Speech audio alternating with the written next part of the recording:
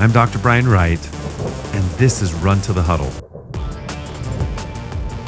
One of the most empowering things I've ever noticed in my personal life that energizes me is alignment. I had a friend that I went to lunch with just yesterday, and he was talking about, and he uses this gesture. He says, when I'm aligned, I just feel like the work that I do, it's not work. And I think everyone can kind of relate to that. Like when you work in a space that you love what you're doing, it doesn't feel like work. And not just when you love it, but when you're proficient at it. So let's talk about that. Let's talk about alignment and how it affects your life, your business, or businesses in this case. We're going to talk at it from a very personal level and then expand it to all of your businesses to just kind of have this discussion on how alignment really affects the way that you approach hiring people, or for that matter, how you approach your own career. In my life, I would say that there have been 2 or 3 models that have absolutely activated and ignited my soul. In Jim Collins' book, he had something called the hedgehog effect that he references. If you've read it before, you know what I'm talking about. But essentially, what were the most successful traits of these businesses that made them these top 7 or however many there were in the book, businesses that were so refined and so predictably successful that they were able to dial in what those factors were. One of them, hedgehog factor, was that they knew what they were passionate about, they knew what they were talented at, and they knew what would drive the economic engine. Not too long after that, I had read a book from Stephen Covey. It was his sequel to 7 Habits of Highly Effective People. It was called The 8th Habit. And the book's subtitle was How to Go from Effectiveness to Greatness. Same concept.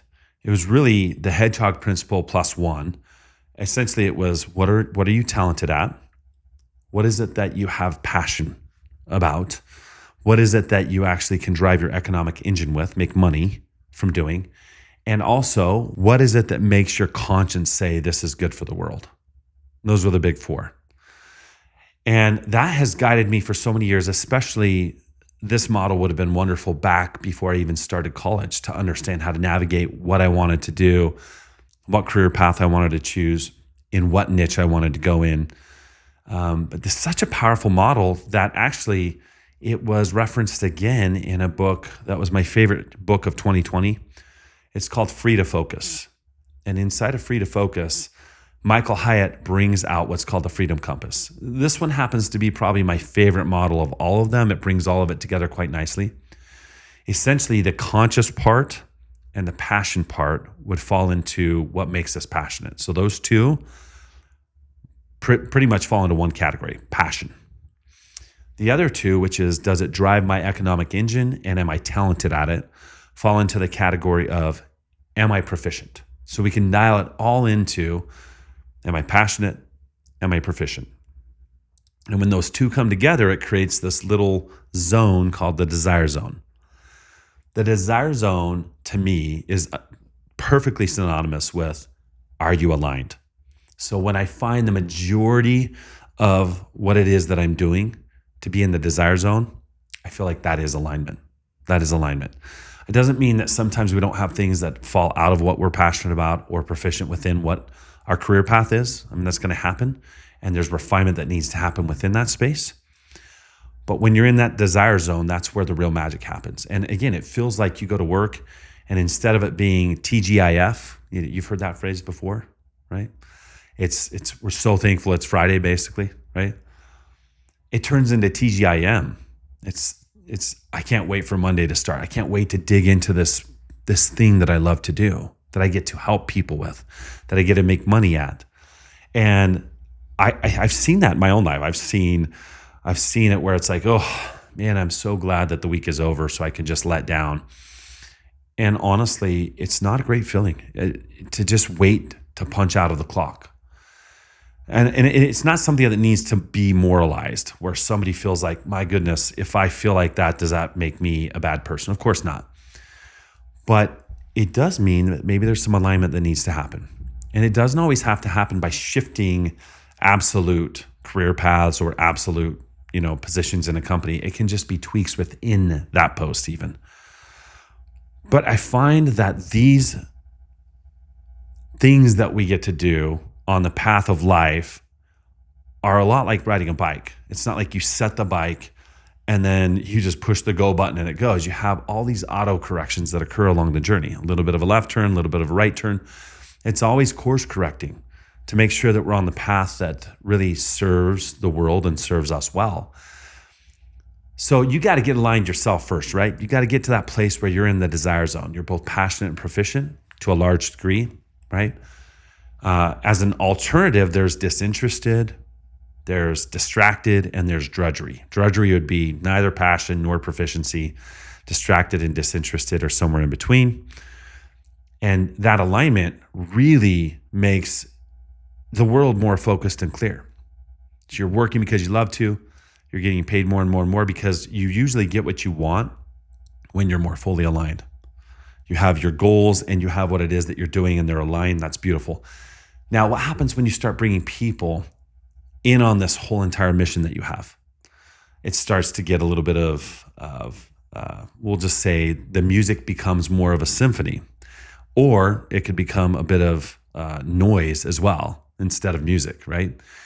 Because if some people come in that have a slightly different or even a moderately different type of path than what you have, let's say you're building a business, and they come in and they're playing flats while you're playing naturals on this symphony, what does it sound like? Well, sometimes it sounds like a bunch of noise, and it can actually be distracting to what you're trying to do. It can actually drain your energy.